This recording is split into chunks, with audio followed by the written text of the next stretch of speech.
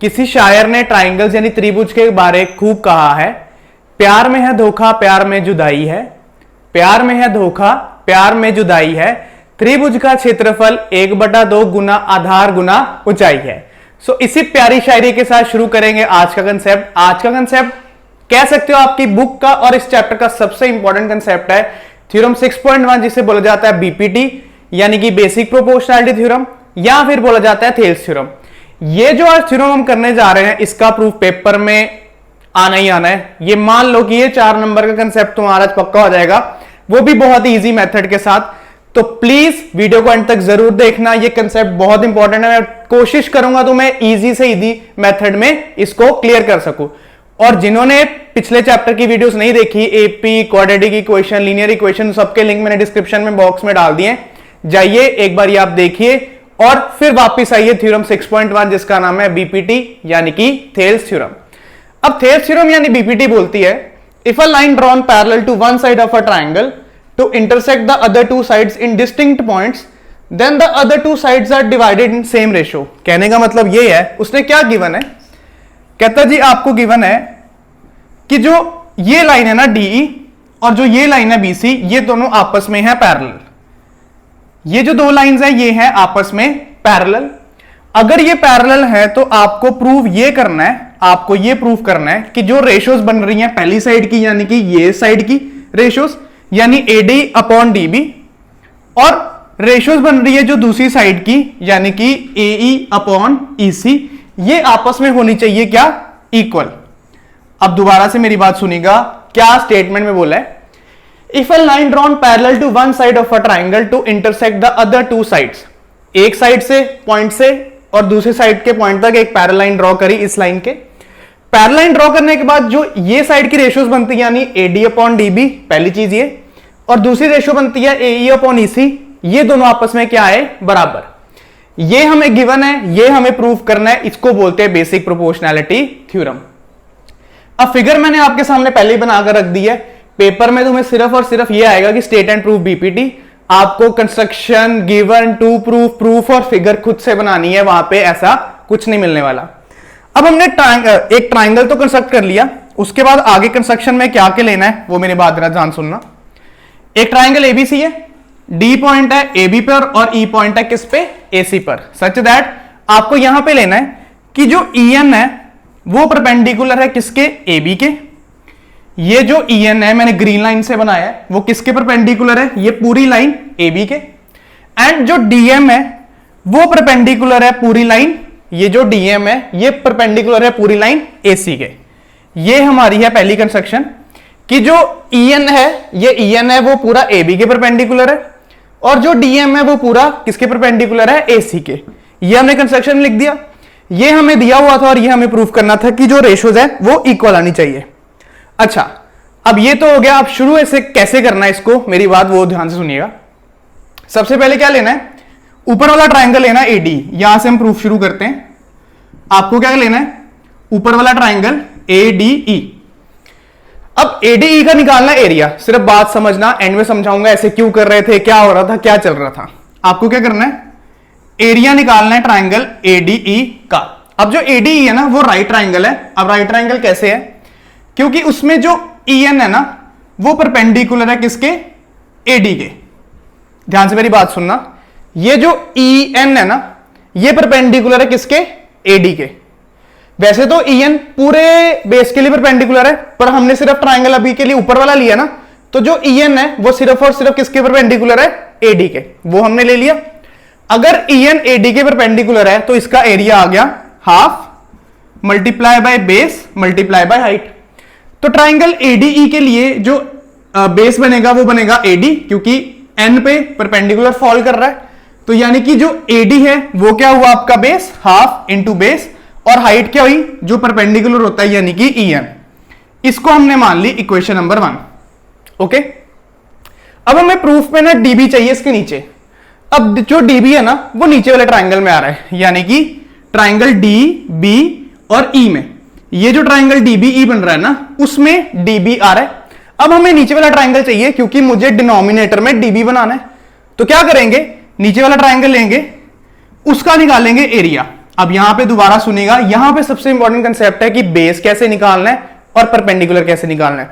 ध्यान से मेरी बात सुनना। यहां पे जो ट्राइंगल हमने डीबीई लिया ना, उसमें बेस तो हमें पता है डीबी है, क्योंकि तभी डिनोमिनेटर में बेस बना पाएंगे, डीबी बेस है। पर परपेंडिकुलर, यहां पे कोई परपेंडिकुलर तो मैंने ड्रॉ करा नहीं। अब परपेंडिकुलर किसको लेंगे और वो कैसे लेंगे, वो समझने वाली बात है, वो मेरी बात सुनना। मैंने तुम्हें शुरू में बताया था जो ईएन है ना, ये पूरा एबी के लिए क्या है, परपेंडिकुलर। जो ईएन है ना, वो पूरा एबी के लिए परपेंडिकुलर है। यानी अगर आप ट्राइंगल एडीई लोगे तो ईएन परपेंडिकुलर होगा एडी के। फिर जब आप ट्राइंगल डीबीई लोगे तो ईएन परपेंडिकुलर होगा डीबी के। अब आप यहां सोचते होंगे कि डीबी पर ईएन तो टच कर नहीं रहा, परपेंडिकुलर कैसे।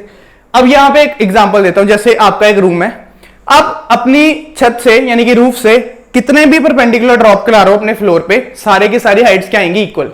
इसका मतलब है अगर आपका बेस सेम है तो जितने भी परपेंडिकुलर आप ड्रॉप कर लो उनकी हाइट क्या आएगी, बराबर। इसीलिए यहां चाहे देखने में ईएन आपको परपेंडिकुलर नहीं दिख रहा हो डीबी के लिए, पर जो ईएन है वो पूरे के पूरे एबी के लिए क्या है, परपेंडिकुलर। तो यहां पे आ गया ईएन परपेंडिकुलर टू किसके, डीबी के। अब यहां पे हम क्या निकालेंगे, इसका फिर से एरिया।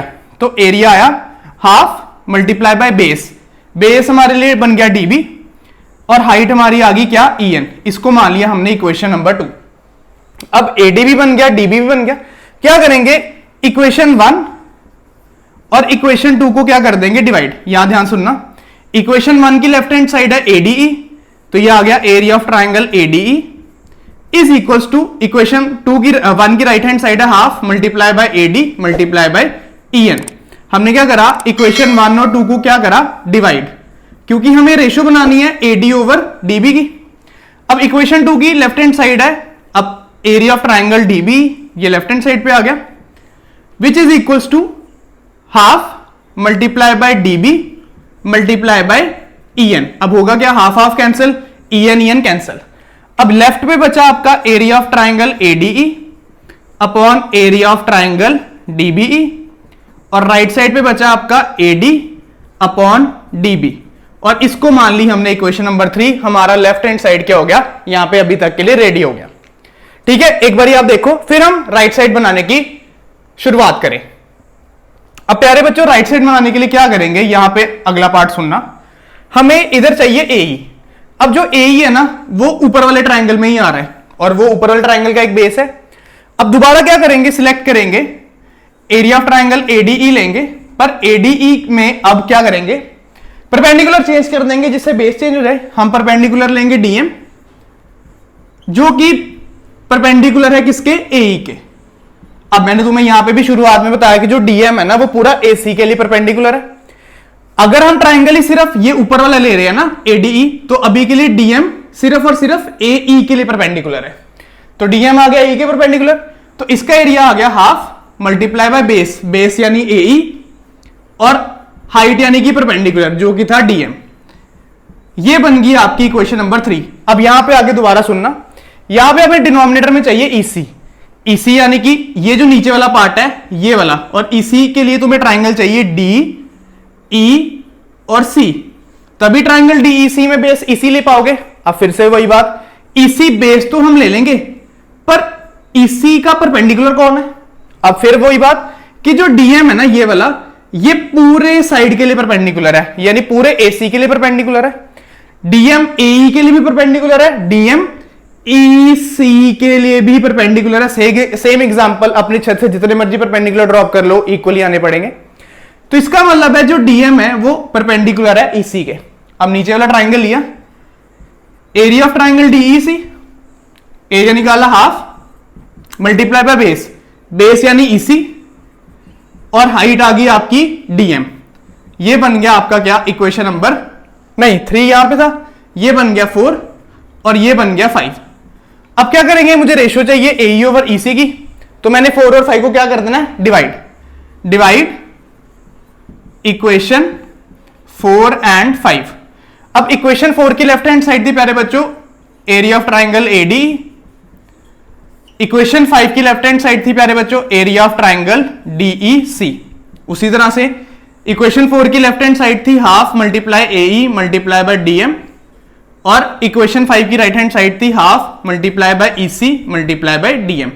होगा क्या, यहां पे अब कैंसिल आउट हो जाएंगे, डीएम और डीएम कैंसिल हो गए, हाफ और हाफ कैंसिल हो गए, तो बच के आ गया area of triangle ADE upon area of triangle DEC is equal to AE upon EC. इसको कर दिया हमने इक्वेशन नंबर 6।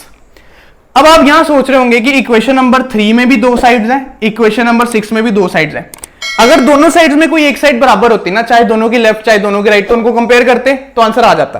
पर प्रॉब्लम क्या थी, यहां एडीई है यहां एडीई है, ये तो सेम है, पर यहां डीबीई है यहां डीईसी है। अब इसको कैसे सेम करेंगे वो मैं तुम्हें नेक्स्ट स्लाइड पे पढ़ाऊंगा, पहले आप यहां तक देख लो। अब यहीं से आगे कंटिन्यू करते हैं। इक्वेशन 3 और 6 मैंने यहीं पे रहने दी। 3 और 6 में क्या था, लेफ्ट साइड के सिर्फ न्यूमिनेटर सेम थे, डिनोमिनेटर सेम नहीं थे। अगर किसी तरह दोनों इक्वेशन के डिनोमिनेटर सेम हो जाए ना, कंपैरिजन करेंगे, दोनों के लेफ्ट रिमूव हो जाएंगे, दोनों के राइट इक्वल आ जाएंगे। अब सिर्फ इसके लिए 1 मिनट और ध्यान सुनना। अब तुम्हें दिख रहा है जो ये डीबीई है ना और जो ये डीईसी है, ये दोनों ट्राइंगल ना नीचे वाले ट्रेपीजियम में आ रहे हैं। मैं तुम्हें फिगर ओपन करके दिखाता हूं मैं क्या चीज बोल रहा हूं। इधर ना नीचे एक ट्रेपीजियम है इस तरह से, जो है डीईसीबी, डीईसी और बी, और ये इस तरह से ज्वाइंट है ये और ये ट्रेपीजियम में डीई और बीसी पैरेलल है, डीई और बीसी पैरेलल है क्योंकि ये हमें गिवन है। अब यहां पे एक और कंसेप्ट आता है कि अगर आपके दो ट्राइंगल्स सेम बेस पे लाई करें, यानी डीई दोनों सेम बेस में है, जैसे डीबीई डीई पे और डीईसी डीई पे है, triangle DBE and triangle DEC lies on same base DE and between same parallels, और ये दोनों के दोनों क्या हैं, सेम पैरेलल्स के बीच में है। सेम पैरेलल्स का कहने का मतलब है दोनों DE और BC के बीच में लाई कर रहे हैं। तो अगर कभी ऐसा कुछ कंसेप्ट आ जाए कि अगर दो ट्राइंगल्स का बेस सेम है और दोनों सेम पैरेलल्स के बीच में लाई कर रहे हैं ना, तो उन ट्राइंगल्स के एरिया हो जाते हैं क्या, इक्वल। ये कंसेप्ट है क्लास 9th का, जो कि अब आपके सिलेबस में नहीं है, तभी मैंने क्लियर कर दिया। अगर दो ट्राइंगल्स के बेस सेम है और दोनों सेम पैरेलल्स के बीच में लाई कर रहे हैं, तो उन दोनों ट्राइंगल्स का एरिया क्या हो जाता है, इक्वल। अब डीबीई और डीईसी का एरिया इक्वल, यानी कि मैं क्या करूंगा, यहां पे ना डीबीई की जगह मैं क्या डाल दूंगा, डीईसी, क्योंकि दोनों के एरियाज इक्वल है। अब इक्वेशन 3 और 4 को कंपेयर करते हैं, सॉरी 6 को। ऑन कंपेयरिंग इक्वेशन 3 एंड 6, अगर 3 और 6 को कंपेयर किया जाए तो दोनों के लेफ्ट हैंड साइड सेम है, दोनों के लेफ्ट हैंड साइड रिड्यूस हो जाएंगे, ADE over DEC, ADE over DEC. अगर दोनों के लेफ्ट हैंड साइड सेम है तो दोनों की राइट हैंड साइड क्या आ जाएंगी, इक्वल, यानी कि AD upon DB is equals to AE upon EC. ये है आपकी बहुत ही महत्वपूर्ण थ्योरम 6.1, जिसका नाम है बेसिक प्रोपोर्शनैलिटी थ्योरम। मानकर यही चलो कि ये पेपर में तुम्हें 4 नंबर में आने वाली है। सो मैंने तुम्हें बहुत इजी मेथड के साथ इसको कंप्लीट करवा दिया है। चैप्टर की इंट्रोडक्शन का लिंक मैंने डिस्क्रिप्शन बॉक्स में डाल दिया, पिछले सारे चैप्टर्स के लिंक मैंने डिस्क्रिप्शन बॉक्स में डाल दिया। अगली क्लास में हम थ्योरम 6.2 पढ़ेंगे, जो कि है converse of BPT. So till then be happy, bye bye. और वो शायरी को एक बार दोबारा पढ़िएगा।